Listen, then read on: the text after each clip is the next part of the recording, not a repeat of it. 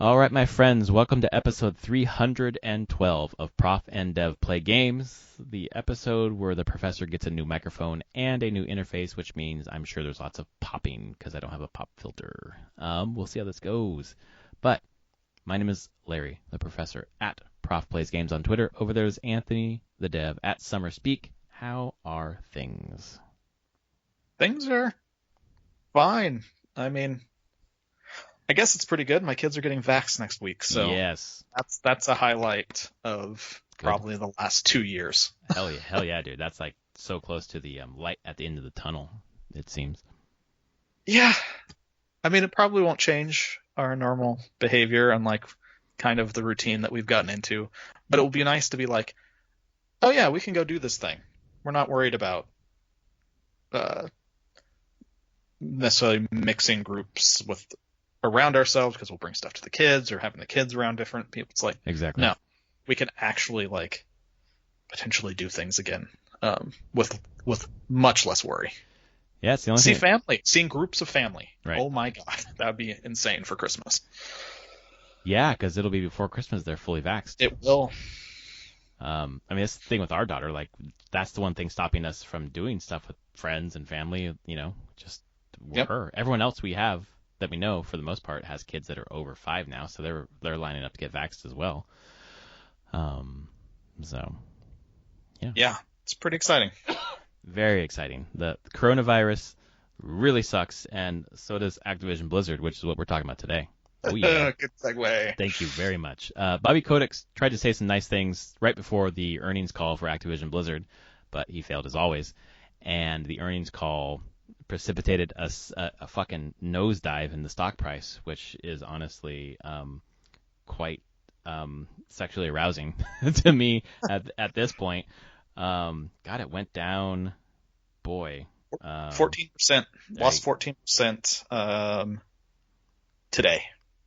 Wow.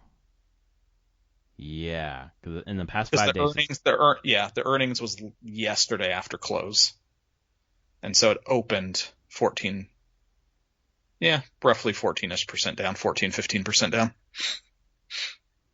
And I'm not sure that I know exactly what precipitated that. You were talking about the user base, or the engagement down for Blizzard Activision games. Is that correct? Yeah. So revenue went up because they actually released something. Diablo 2 Resurrected actually sold and made some money, so that helped. Mobile games went up at King. What was their reasoning for saying? Come on. I want to see. Yes. Revenue rose. I think one of the things is they did delay Overwatch 2 and Diablo 4 indefinitely. Basically, it was not indefinitely. They've never announced a release date for them. People just assumed it was coming. At least Overwatch 2 was next year. Well, yeah, they've been working on that for so long that it seems like it was about to come out. Yeah, next year. I mean, 2022. Yeah, which was expected, and I think people was on the edge of, with Diablo 4's updates and everything, that it could see the light of day. But now they're just going to take more time. It will not be next. Neither one of those games will launch next year. So Blizzard has no major game next year. You think they'll have like an update for WoW, like always? Probably something, but even then, it's too early for an expansion. Yeah, because the one just came out, soon. Right? Yeah, it came out in 2020. It's usually more like 3 years between expansions. 2.5, 3. So it'd be tough on that. So that, like, Blizzard is gone. So Morgan Stanley analyst cut his price forecast from 120 to 65. Well, that's fucking like 50% off, and we're basically there now at 66 right now.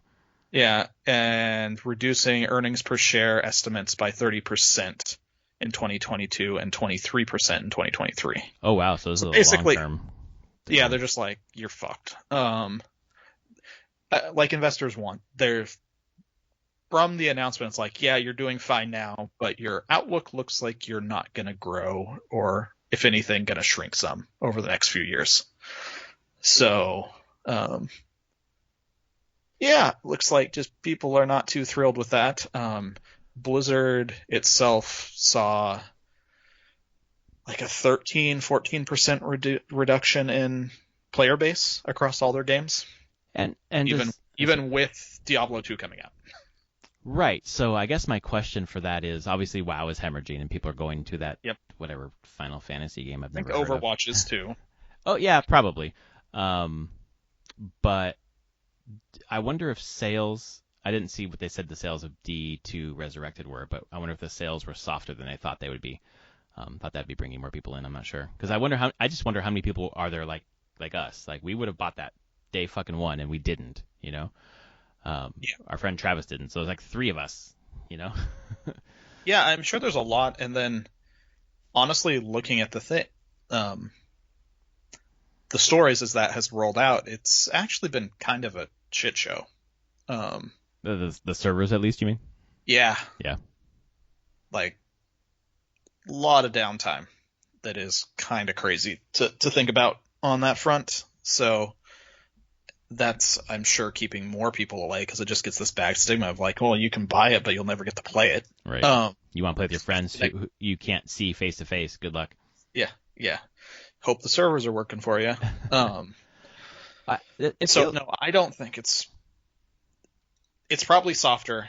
They talk it up in this as being like that it was a strong sales, but they don't say specifically what it is. Yeah. So I feel like this is a period of like, I mean, obviously not just rebranding like whatever the fuck Facebook is trying to do, but a period of like hibernation where you gotta like refigure your shit out. And I hope to Christ that means they think about having new executive leadership there, because how do the stockholders look at, you know, before all of this, you know, when I was looking at Activision Blizzard as something that I would consider investing in, which I very quickly decided not to. It was around 100 and I don't know 105 or something like that, or getting close, maybe 95, 100, whatever. That's such a big drop, and I don't know how. I know shareholders for the most part are just like long term, and especially institutional investors who are just like dropping their money into their 401k or whatever, and it's sure. Part of the mix. Like they're not pulling that money out, but the managers would be reallocating. So how long until the shareholders look at Kotick and say, "Nah, you're out of here"? Is that ever going to happen, Anthony? I need you to tell me yes. I think it'd probably have to be a pretty extended time of underwhelming like sales, probably more than a year. Like we'd have to check back into 22, beginning of 23. Okay. If things are still looking bad then I expect there'll be some changes. Yeah. Because you would expect that. But speaking of executive changes, I did see this yesterday. So know how Activision Blizzard was co-led by 2 people? Yeah. Now? Yeah. Activision Blizzard itself had 2 people. It was Mike Ibarra and Jen O'Neill. Yeah, right. Jen O'Neill left yesterday. Shut the fuck up. Yeah, she announced that she was stepping away after 3 months in the role. And that she was going to I think a nonprofit focused on there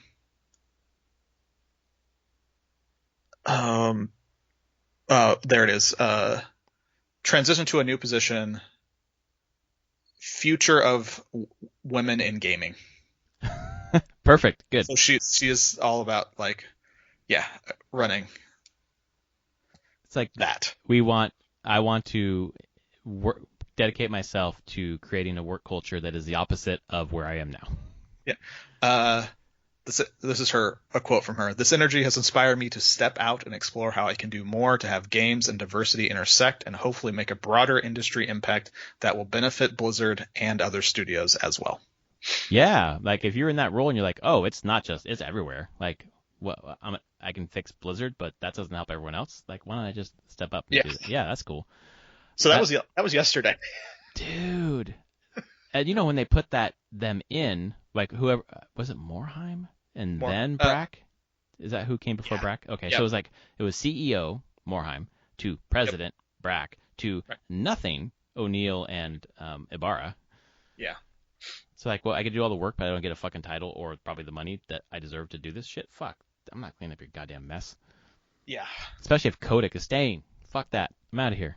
I imagine that working with the executive leadership, the Blizzard working with Kotick's fucking disgusting crew.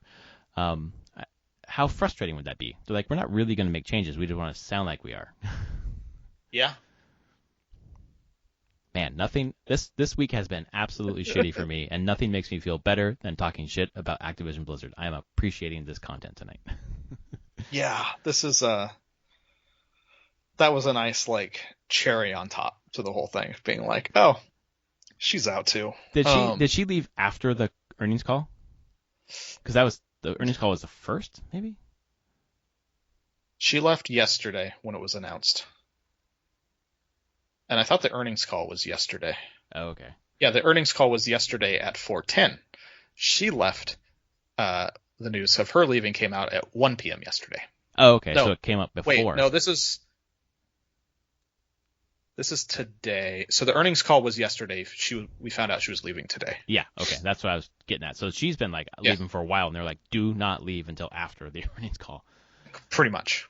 Yeah.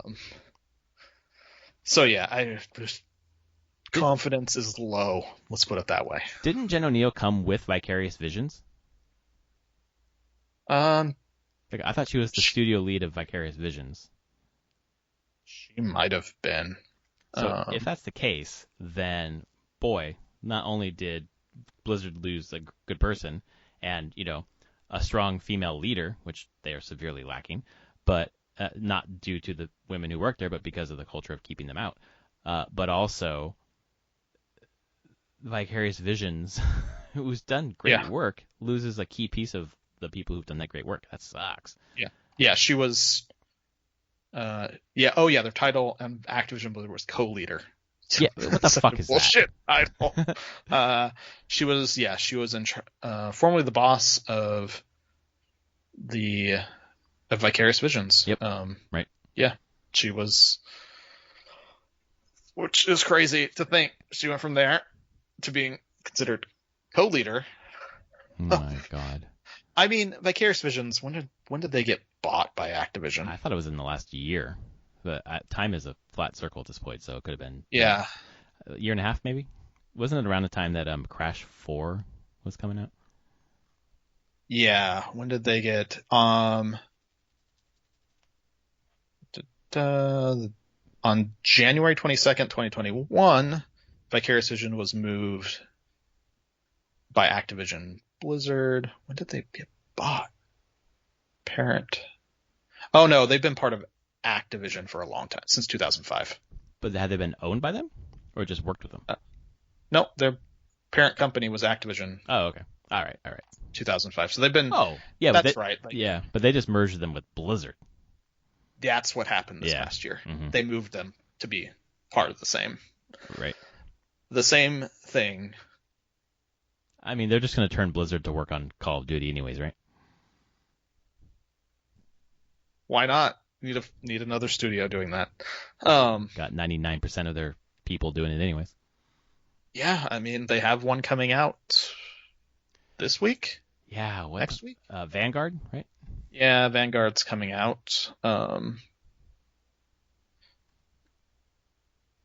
Which I think is very soon, because I see some stuff. Well, it's all over the PSN. Oh, actually, November 5th. So, yep. Friday. Yes, Friday.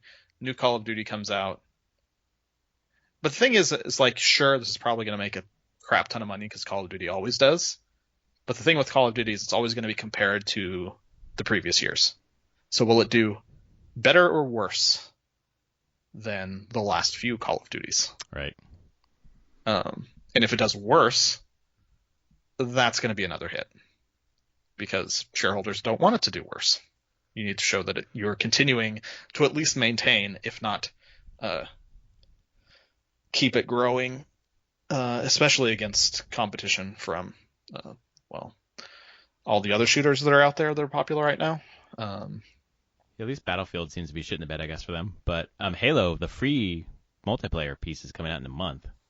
Yep. So, I don't know. I mean, Twitch right now. I'm looking at Twitch right now. Mm-hmm. Top streamed FPS right now is Apex. Yeah. They just had a new season roll out. I saw that on Steam. Valorant is the next one.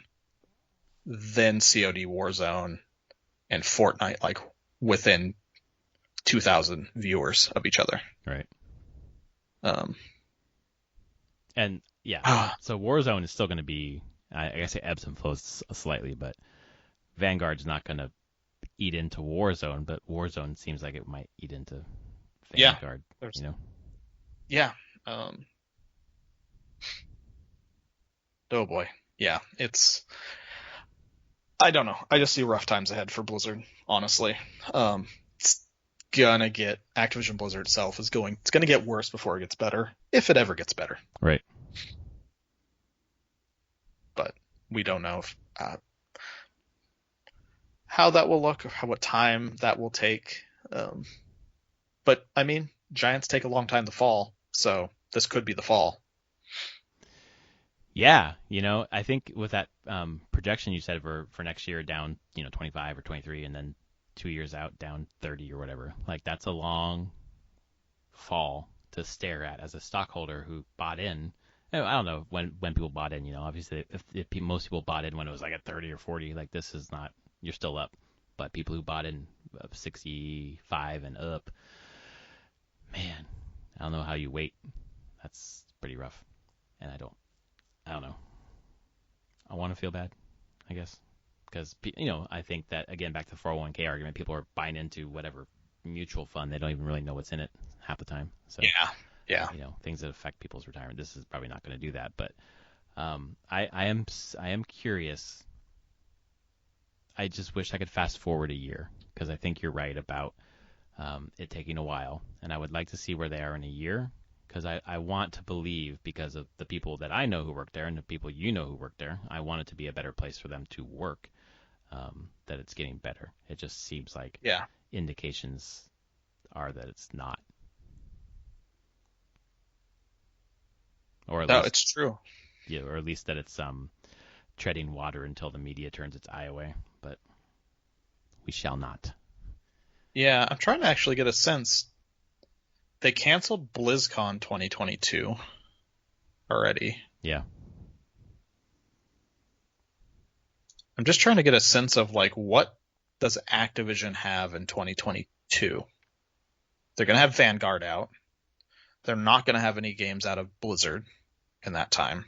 So those got delayed, Overwatch and Diablo 4. They don't do more than one Call of Duty a year. So that's not happening. I mean, they'll be refreshing Warzone throughout the year, so I don't know how that that monetizes for them, but yeah, but I mean, is there new? Not that I mean, unless I'm not thinking of a Activision, subsidiary or something that may be having something. Like there's no Crash coming. They just had a Crash. Tony Hawk, that's not happening. Unless they're working on a remake of something, maybe they've got just their people working on remakes. But it seems like everyone's just heads down on Warzone for the most part there. So yeah, I don't know. Content updates for WoW, maybe, but that's mainly bug fixing. I'm sure there's not going to be a huge expansion. No, I'm looking at just a general list of like games slated for 2022 right now. Activision's not on it anywhere. I did a search through it on the web browser. So as of now, they have no games announced for 2022. Wow. So, yeah. Wow. So, one of the biggest publishers, game publishers in the world, has no games announced for next year, and we are like less than 60 days from next year. Right. Yeah, like what would they be showing off at whatever big event? Yeah. Like the Game Awards at the end of the year. Like there's nothing. Yeah. Well, So that sucks. I don't think that's a good place for them to be. No. Honestly. No. So that's why give it a long time. Like next year, what is the end of 2022 look like for them? Right, because if it's still bleak moving into 2023, then you just cut the cord on the leadership, I would hope. Yeah. I don't know. What have you been playing this week? What have I been playing? Nothing new. Continued some Path of Exile. Kind of got my fill of that. Back to more Genshin, because it's a nice little I guess at this point, tasty meal each night for like half an hour, just doing my stuff. Right. I really haven't played over the weekend. I didn't play much of anything. I watched all of Cowboy Bebop again. Oh wow, okay. Like it doesn't take that long. Yeah. It's like 23, 25-minute episodes. Yep. There's 26 of them, and I watched the movie as well. That was fun. That holds up really well. Did you watch it with anyone or just by yourself? Just by myself at night. Just had it on. And I hadn't watched it in probably 7 or 8 years. Mm-hmm. So I just sat through it again. I knew because of the live action coming out. I was like, sure, let's watch the anime again and just kind of refresh. Like, does it still hold up? And yeah, it still holds up. That's cool. Music is amazing. Music makes that show. So I started watching it for the first time, probably the beginning of this year. I only made it through like 4 or 5 episodes, just because of my attention span. But it was really well put together. Yeah, it's an interesting thing because I also wanted to watch it again with the live action coming out. You have the internet and people all talking about it and being like, you hear a lot of comments about like, oh, Cowboy Bebop is this is the thing. And a lot of stuff was like, oh, it's a noir, it's super moody and kind of serious and everything. And I watched it, I'm like, no, it fucking isn't. Like, what is wrong with you? You're all wrong. It tonally shifts. There are serious episodes, but for every serious episode, there's like 2 episodes about just random shit that actually tie to the characters and they have great character moments and build the characters up even in these like silly episodes. But they're not serious a lot of times. Mm-hmm. So I don't know. Like, people clearly remember some of the very specific episodes that are like, well, yeah, that is a very noir episode or very serious in some ways for the character. But I don't know. There's episodes where they're getting high on mushrooms accidentally and Perfect. just being insane. Or an episode where they get a delivery of a cassette tape. And and it's the future, and like, what the fuck is this? Like a VHS tape, but it's not a VHS tape; it's a Betamax tape. Oh, damn! I don't know what the fuck that is. Really? A Betamax? I mean, it's like a camcorder thing, right? Where you record your shit. No? It was a competitor to VHS. Oh, okay. Like Betamax and VHS were at the same time. VHS won. Oh, it's like Blu-ray and whatever HD DVD. Yeah. Yes, exactly the same thing. And the thing that always gets said there is that why did VHS win? Because that's what the porn industry chose to use. Damn, that is so accurate. But it's true. I'm probably true. Like, it's more urban legend at this point. But you're like, yeah, that probably does make a difference overall. I can see how that would make sense. Yep. There's a whole episode of Cowboy Bebop where they're trying to get a device to play back this tape. That doesn't sound noir at all. That sounds fucking hijinks. Awesome. It is a lot of hijinks. It's very silly. You get this in the live action because a lot of stuff they've shown on the live action is very hyper colorized, stylized, and kind of has some hijinks to what they're showing. And I mean, it's meant for people who haven't watched the anime, so it's trying to get them enticed there. But you just always have those comments being like, oh, this isn't serious like the show. I'm like, you need to rewatch the show. It doesn't, a lot of times just doesn't take itself that seriously, and that's okay. That is cool. It doesn't take its story seriously. It always takes its characters seriously, which is probably why it stands up so well. Like the best stories are the ones that take their characters seriously, like that they endure, right? It could be the dumbest, inane, whatever plot, or silliest plot or whatever. Some bad plots that kind of can kill it, but if the characters are vibrant, whatever the plot wrapper around it is, doesn't matter, man. Yep. So I watched a lot of that. I am on the cusp of buying Unpacking. Of buying Unpacking? Have you heard of this game? I don't even know what that is. No. It came out yesterday. I will read the description. Unpacking is a Zen puzzle game about the familiar experience of pulling possessions out of boxes and fitting them into a new home. Part block fitting puzzle, part home decoration. You are invited to create a satisfying living space while learning clues about the life you're unpacking. Well, okay. That does sound intriguing. And it's like this like 2D pixel artish kind of thing, and there's just boxes and rooms, and you just click on a box and it gets you an item. You don't see the item you're going to pull out before you click on the box, and you have to be like, well, where do I put this? Books on bookshelves, hanging up pictures, clothes and closets, and I don't know. But supposedly it's like 4 or 5 hour thing and does have kind of a story, like you're learning about someone's life as they've like moved through their life. Oh, there it is. Unpacking. As you unpack their stuff. Oh man, okay. I like the art. Yeah, and so there's a people at like work. One of my coworkers just wrote, man, this morning they in our off-topic games channel, they just went, unpacking is making me feel things. Oh, okay. So it's really intriguing to me in that way of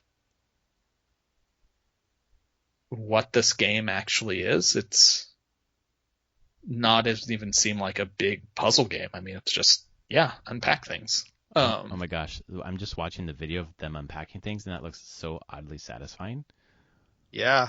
Ooh. Maybe I'll bookmark this for winter.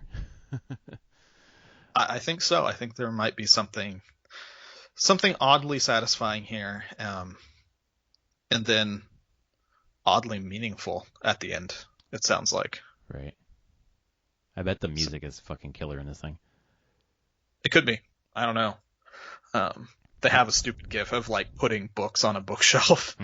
They're like putting books up one by one. Oh, yep, I see it. Oh. And they get there and they're just putting them all there. Oh yeah. And then at one point they get them all on there and then like, oh no, we got to arrange them by like height. And I'm like, oh, that's me. This is a mood, and that's my mood all the time. Oh yeah. Yep. I see that they're not. Oh, yep. This is like scratching an itch that I didn't know I had. Thank you for bringing this up. This looks fucking rad.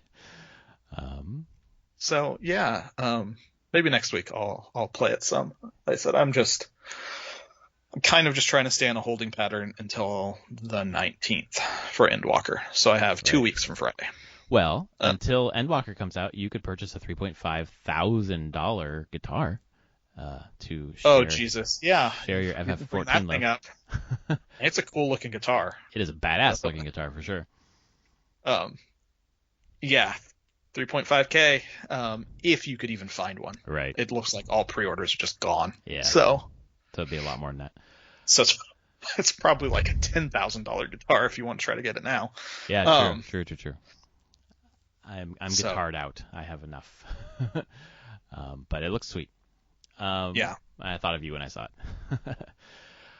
Me this week, it has simply been more Kena. So this is the second playthrough, Okay. and my daughter is just learning about more, connecting the story more. So she's like, oh, this is where this happened. This is where that happened. Some of the stuff I don't remember. She's like, oh, you need to do this, this, and this, and this. I'm like, okay. And I do that. I'm like, oh, yeah, that solved the puzzle. Thanks. So she's like, this morning she was so excited. Right before we finished, we had solved 2 parts of a 3-part puzzle, and it was time to turn it off. She's like, can we please do the last piece of the puzzle? So we did it really quickly, and she was like, hit, and I did it, and we solved it, and it was all good. And she's like, Daddy, I want to do more puzzles. So yeah, it's, I haven't played many games this year, and this is the second time through on this one. It's been a really enjoyable experience. So again, pick up Kena Bridge of Spirits. I'm sure during Black Friday it's going to hit, $30 probably, because it's a $40 game, so $30. It's 30. Yeah, certainly worth it. And it's just, they know how to animate. Like, it's gorgeous. I really am looking forward to what Ember Lab, I guess, will do with their second game, because the gameplay, not really gameplay, but maybe the level design, I think, is a little bit better than serviceable. It's the noticeable kind of rough part of the board that could be sanded down. And I'm sure I've already seen that kind of feedback in reviews, so I'm sure that they've taken that to heart, and I assume at least. And it would be nice to see what they do with Game 2, because they can improve the things that were not super great and then keep the things that were, and that would be awesome. The story was rad. Man, I still cry at the end of Taro, who's the first spirit, his whole story. And I have a custom PS5 controller that has the back buttons, and I set it down for the cutscene, and fucking back paddle for X hit my leg and skipped the cutscene. But it skipped in a way that was like, oh, it kind of ended the first part of the story, so I don't want to, replay the boss to get the cutscene again. And my daughter immediately was like, Dad, the next scene is them in the morning where they discover that the kids discover Taro is missing. They need to go find Taro, and then the storm happens. We need to see that. Put it back on. I was like, I can't. I skipped it.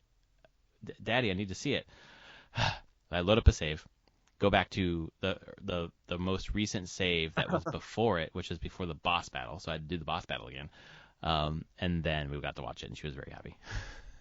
And then you're like, very careful holding the controller. Dude, I did. I held it sideways so that I wasn't touching any button, and I held it above my head the whole time. I absolutely did that. You're like, I'm not doing this again, goddammit. Yep, I'm not fighting this boss again. Man, yeah, it's been a special experience. It's obviously the game's great, but the experience of my daughter as well has been pretty fun. So, and That's awesome. she's looking forward to the next game she's gonna play. And I told her, I said, well, we want to play after this one because we're playing Kena again, right? And she's like, I want to play Kena again. Like, we are playing Kena again. What do you want to play after this? Well, can we finish Paper Mario? Because we're at the very last stage of our Paper Mario replay. I was like, yeah, we can do that. And then she said, after we finish Paper Mario, can we play Kena again? Oh my God. Like, okay. I need to find something like Kena. This is your time loop now. I guess. This is Deathloop. I'm playing Deathloop. I saw Deathloop was actually on sale for $40 over the weekend. Yeah. I hope that doesn't mean what I think it means. But it does. Dang, man. I mean, I didn't buy it, so I guess that's part of the problem. But yeah. I don't know how it did compared to other things, but that they've made, but Dishonored franchise is always solid sellers, but not standout. Yeah. Right. I feel like Deathloop's probably similar. Yeah, I can see that. But yeah, to already see a discount was like, oof, that's not great. Right. Especially that steep. Yeah, okay. Excuse me. Cyberpunk took a while to get down to 40, and that's as low as it's gotten. And that seems like one that should have been discounted. Yeah. You can get the PS4 version of it super cheap. Oh. I saw that at the store, physical copy of it for $5. Not that low, like $20 though. Yeah. You're like, yeah. So I don't know, but you get to play Kena all the time. Yep. Tomorrow morning's my morning. When I said goodnight to her tonight, she said, "Do we get to play Kena in the morning?" I'm like, yep. You're like, okay. Sure do. So yeah, it's fun. It's a good time. Good game. Yeah. But maybe one of these days I'll have something else to talk about. But it's all work all the time unless I'm playing guitar. Yeah. Which is also been, my stress relief, which has been nice. Release day today for the album. Whee! Yeah. Yeah. Search Humbiego on Spotify. Humbiego. Check it out. Did you just combine Humboldt and San Diego? Damn right I did, dude. Fucking damn right. I was like, you know what? I'm just gonna think of a simple name that's different that no one else has. I'm like, Usually locations are good ones. Humboldt, Sandy, Yep, that's exactly where it came from. We're just doing it. Yeah, I put it in the my Discord with some of my friends. Travis is in there. He's like, "What the fuck is that?" And I was like, "You of all people in this room should understand what that means." He's just like, it took him a while. And he's like, "Oh, okay, I gotta know." Humboldt and San Diego. Clever, really clever. But yes, excited. And I've already got the new songs back for the next thing. Like I've just got like 6 songs ready to go. It's a lot of fun. I'm having the time of my life. And my wife now, it's so funny. I obviously am talking about making music all the time and sharing it. And she's like, it's cool. Like I'm glad you're doing it. And like that's not her kind of music. She doesn't like this heavy rock kind of stuff. But she's really interested in making music. And I was like, why don't we make something together? So I came into the booth last night and pulled up. Basically, my thought process was everything that I pull up is the opposite of what I would normally do. So I pulled up a song that's a very mellow drum beat at like 80 beats per minute, super slow. And I have a clean guitar, have my Strat copy, and just play some really open, jangly chords that are nothing like I normally play. No power chords. And I showed it to her, and she's like, "Yes, that's exactly what I want." I was like, "Okay, yes, the opposite of what I do is what you want. Perfect. So let's make a song then." So she's gonna write the lyrics, funny. And we're gonna, get it all put together and see how it goes. All right then. Yeah, she's been inspired, which is cool, and my daughter is too. That's it's just nice. Music house. Tessa's. My daughter has the drum set in the garage, so she's been playing that, putting it in the booth, and putting on her headphones, or not headphones, noise, whatever they're called, the noise canceling headphone thing. Not noise canceling, but sound protection headphones or whatever. Because I don't want her hearing to go fucking gone as a 4-year-old. And she has a fun time beating on the drums. Mainly beating on the cymbals, which is maddening, but she likes it. So anyway, now we're veering off into music talk. But yeah. Yeah.